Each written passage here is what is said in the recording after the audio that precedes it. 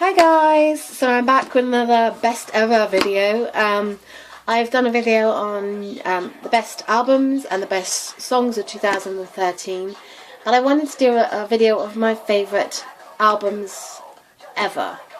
I own about 140, 150 albums physically, and trying to find my favourite ones is really difficult, but quite a few of them have stood out for me, so I'm going to show them to you now. However, this is not in any particular order because I'm not quite sure which order I would put them in. I also am a little bit biased because I'm VIP Big Bang. I took out pretty much every Big Bang album, every GDragon, and I was like, oh, this is that good. So I was debating about whether or not to do Big Bang separately, but I'm just trying to pick out the highlights, maybe like my favourite Big Bang album, and then so on and so forth. So have Big Bangs still alive? This is definitely one of my favourite K-pop albums. Is it my favourite Big Bang album? Yeah, I think it is. I got into K-pop in 2011, so it was the year before.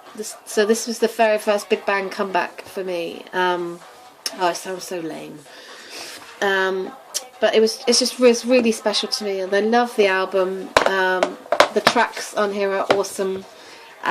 Blue is one of my favourite songs. I love Feeling, and I just love every song on here. And because I got to see them live in London as well, it's just remembering what an amazing night it was, and it's just a special album for me, and I absolutely love it. So the only thing I will just say is, as much as I like the packaging, there's a book in this album about the branding of Big Bang, and it's very nice to flip through once, and I believe I might have said this in another video, but you'll only ever flip through it once, and it's a really thick book. It should have been a really thick book filled with luscious pictures of of all the boys. Sorry. Of all the boys and Sungri, obviously. So yeah, apart from that, this is a great album. Just a wasted opportunity. But there we go. I'm going to stick with Big Bang for a second and just put this one in. GDragon's Coup d'etat. What can I say about this album that I haven't already said? This album is incredible. And it is definitely one of the best albums I have ever heard in K-pop. So, yes, that's why he's there. And then GD and Top's first album. Oh, I love this album so much. Like, I can't even begin to tell you how much I love this album. I think this album is very popular with a lot of people. So even if you're not a massive Big Bang fan, this is a really great album. It might be a great album to introduce people to Big Bang with, you know. So, but yeah, I love it. GD and Top, they're so superior in every single way. Anyway, yes. So those are three. Then the next one is BAP's One Shot. Again, I think I have this in my top 10 because it is a special memory. It's the first physical album I bought. The songs on here are amazing, and yeah, I just love it. So yeah, definitely one of my favourites. I have a feeling that their new full album is probably going to replace this one. Or maybe replace one of the other albums I'm going to show you. Then the next one is Beast, Fiction and Fact. I love this album so much. This is Beast's best. Beast is the best. Beast's favourite best album by a country mile. There's not a single song in here that I do not absolutely love. My favourite tracks on here are You, and well, all the other ones are great, but You was my standout one. I just love it. But yeah, I really love this one. I've liked Beast since I discovered them, so I'm really happy that I've got quite a few other albums now.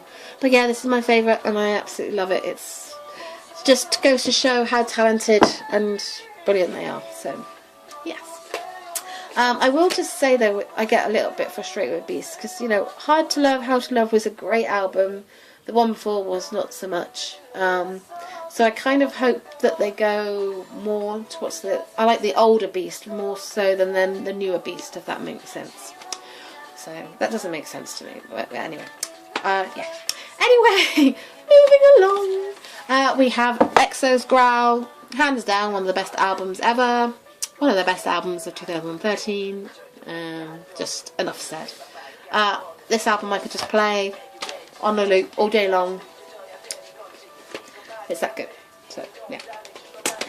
Then we have FT Island's Five Treasure Island. It's a Japanese album, and every song on this album is amazing.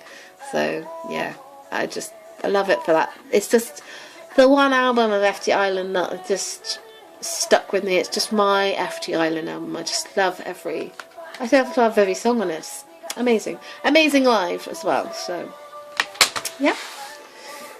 Then we have CNBLUE's First Step. Again, an amazing album. Plus, it's also got my favourite CNBLUE song on Lie as well. But it's just got so many great songs on there. So how can it not be in anyone's top 10? It's amazing. So yeah, there's that one. And then we have Tiara, Breaking Heart. If you own this album, then it should be in your top 10. If you don't own this album, then they've just brought it back into print, so please go and buy it, because it's amazing. Every song on this album is freaking awesome. So yeah, it's just a really cool, funky album, and just brilliantly put together, and showcases how great the girls are. It's from their older days, so it's a little bit different to their newer stuff, but it's probably one of the most complete albums I've ever heard. So yeah, I just love it. I think it's great. And then the last one is Girls' Generation's first Japanese album. I think I've said this before in many of my videos. Every freaking song on this album is just amazing. Even the Japanese versions of like G and Genie and Mr. Taxi. Well, Mr. Taxi was Japanese anyway, wasn't it? So, but no, I just love it. I absolutely love it. So yeah, if you haven't heard this one, I'm going to say it to all of them actually. If you don't own these, then shame on you. But these are my favourite top 10. What is yours? Let me know. Check out the comments. Ciao.